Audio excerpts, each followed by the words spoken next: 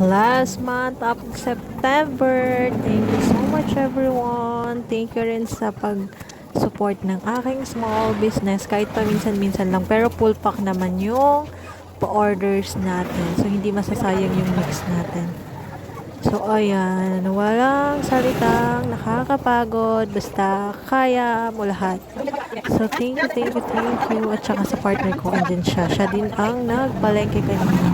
Dahil na-short yung aking flour. Kasi nga, may mga humabol na tabs order. So, thank you. Thank you everyone. So, ayan na. Picture muna habang may ginagawa. Diba? So, ayan yung ating finished product. May humabol pa dyan, pero hindi ko na siya naisali sa picture. Kasi late ko na siyang nabasa.